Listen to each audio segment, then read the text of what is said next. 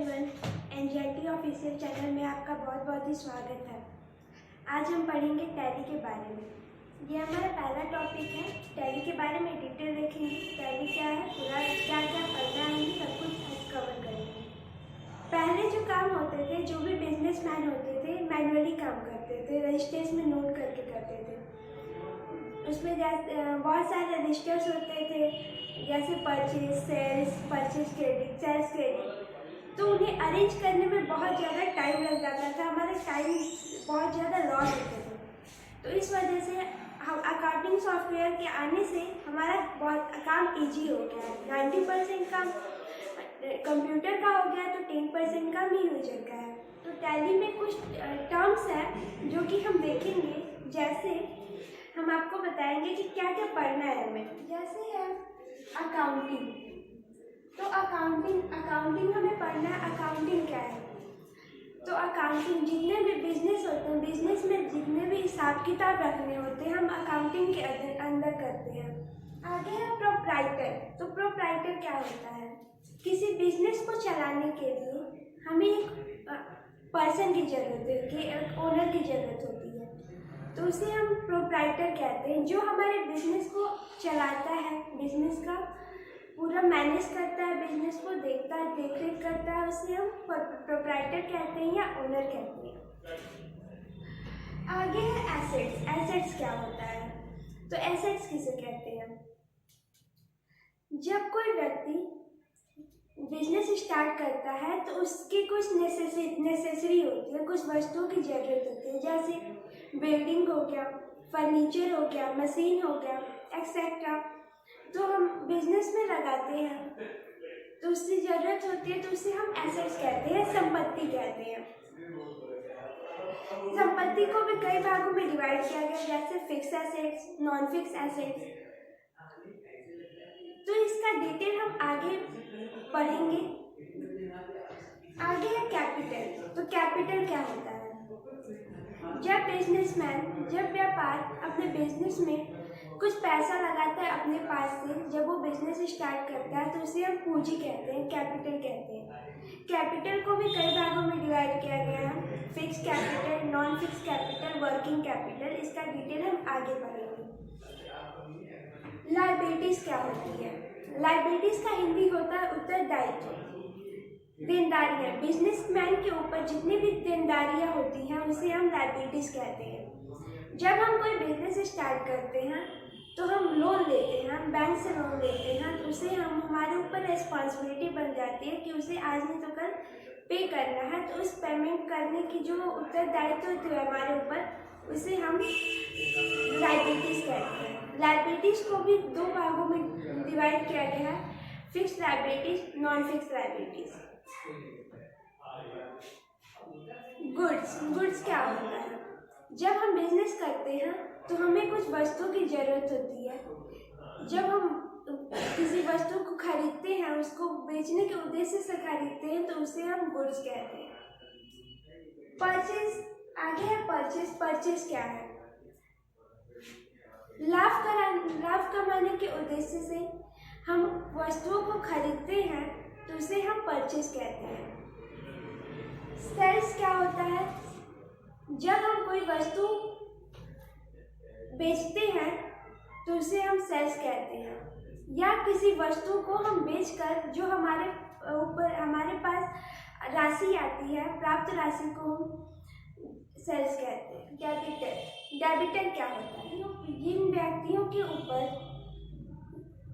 किसी बिजनेस का कर उधार रहता है, उसे हम डेबिटर कहते हैं या देनदार कहते हैं। क्रेडिटर पढ़ना। क्रेडिटर क्या होता है? जिन व्यक्तियों या कंपनियों पर किसी व्यक्ति का कर उधार रहता है, उसे हम क्रेडिटर कहते हैं, देनदार कहते हैं हिंदी में। तो डिपॉजिट स्लिप किसे कहते हैं? जब आप किसी बैंक में पैसा जमा करते हैं, उसे हम जिस स्लिप को हम तैयार करते हैं उसे डिपॉजिट स्लिप कहते हैं। विथड्रॉ स्लिप क्या होती है? जब बैंक से आप पैसा निकालते हैं उसको हम विथड्रॉ स्लिप कहते हैं। आगे इनकम। इनकम की हिंदी होती है आय। पैसा आता है, लाभ होता है, तो उसको हम आय कहते हैं, इनकम कहते हैं। एक्सपेंस का मतलब होता है व्यय। बिजनेस में जितने भी खर्चे होते हैं उसे हम एक्सपेंस कहते हैं। इनको कई भागों में डिवाइड किया गया है, जैसे fix expense, non fix in fact. तो हम आगे पढ़ेंगे इसका डिटेल।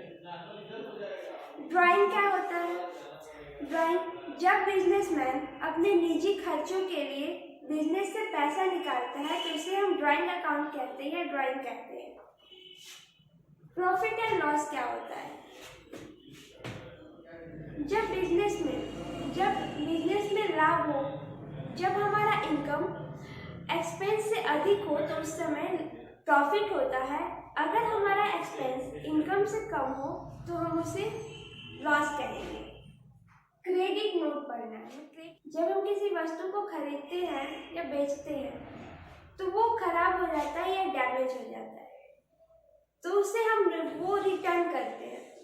ठीक है, जब हम परचेज रिटर्न करेंगे तो उस समय उसको कहेंगे डेबिट नोट। जब हम सेल्स रिटर्न करेंगे तो उससे हम कहेंगे क्रेडिट नोट। इसका डिटेल हम आगे की क्लासों में पढ़ेंगे। प्राइस लिस्ट क्या होता है? हमें प्राइस लिस्ट पढ़ना है। जैसे एक तरह का ये लिस्ट है, जैसे आप 2 से 5 प्रोडक्ट आप खरीदते हैं तो उस पर कोई डिस्काउंट नहीं है। बस जैसे 5 से 10 प्रोडक्ट खरीदते हैं तो उस पर 1% का डिस्काउंट है। अगर 10 से 15% वस्तु खरीदते हैं तो उस पर 2% का डिस्काउंट है। तो ये एक तरह का लिस्ट है जो कि वस्तुओं पर लगती है कि आप कितने से कितना वस्तु खरीदते हैं, उस हिसाब से परसेंटेज लगता है, डिस्काउंट लगता है, तो उसे हम प्राइस लिस्ट कहते हैं। आगे हमें पढ़ना इन्वेंट्री। इन्वेंट्री क्या होता है? तो इन्वेंट्री हम पढ़ेंगे जिसमें आता है आपका stock item, stock group, godowns, categories, unit of measure etcetera. इसका हम पढ़ेंगे कि आखिर क्या होता है। अकाउंटिंग के साथ ही एक इन्वेंट्री आता है, जैसे मॉल वगैरह में आपकी कैटेगरी होती है, जेंट्स, लेडीज, किड्स, अलग अलग कपड़े होते हैं, तो उसका एंट्री कैसे करना है हम सिखाएंगे आपको इन्वेंट्री में। आगे जीएसटी पढ़ना है हमें। जीएसटी बिल आजकल चला हुआ है, तो वो जीएसटी बिल निकालते कैसे हैं, उसकी एंट्री कैसे करते हैं हम पढ़ेंगे।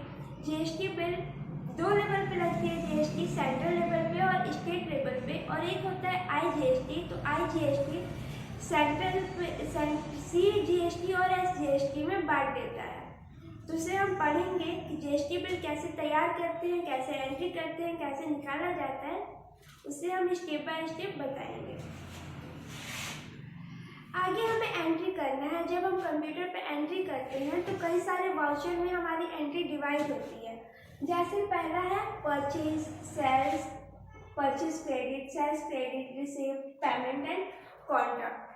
ठीक है, तो परचेज, जब हम किसी प्रोडक्ट को खरीदते हैं तो उसकी एंट्री कैसे करनी है, परचेज में करेंगे।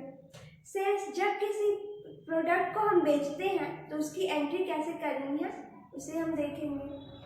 परचेज क्रेडिट, जब हम किसी प्रोडक्ट को कैश से ना लेकर के किसी कंपनी या किसी पर्सन से उधार खरीदते हैं तो उसे हम परचेज क्रेडिट कहते हैं।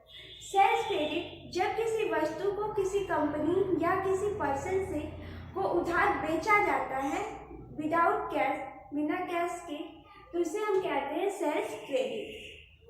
रिसिप्ट क्या होता है? जब हम सेल्स क्रेडिट करते हैं तो उसका रिसिप्ट अपने पास रखते हैं, तो उसे हम रिसिप्ट में एंट्री करेंगे, हम आगे बताएंगे आपको कैसे करना है। पेमेंट क्या होता है? जब आप किसी को उधार खरीदते हैं, जब किसी से आप उधार खरीदते हैं तो उस समय आपको आज नहीं तो कल उसे पेमेंट करना है, तो उसे हम पेमेंट वाउचर कहते हैं, उसकी एंट्री हम देखेंगे। कॉन्ट्रा होता है बैंक ट्रांजेक्शन। जैसे आप किसी बैंक में पैसा जमा करते हैं तो उसे डिपॉजिट कहते हैं, जब आप पैसा निकालते हैं तो उसे विड्रॉ कहते हैं, या फिर किसी एक बैंक से दूसरे बैंक में पैसा ट्रांसफ़र कहते हैं तो उसे बैंक ट्रांजेक्शन कहते हैं। तो कॉन्ट्रा की एंट्री करते हैं बैंक ट्रांजेक्शन में। ठीक है, थैंक यू। आज का वीडियो यही ख़त्म करते हैं। प्लीज़ इसे शेयर करें, लाइक करें, कमेंट करें। Thank you all.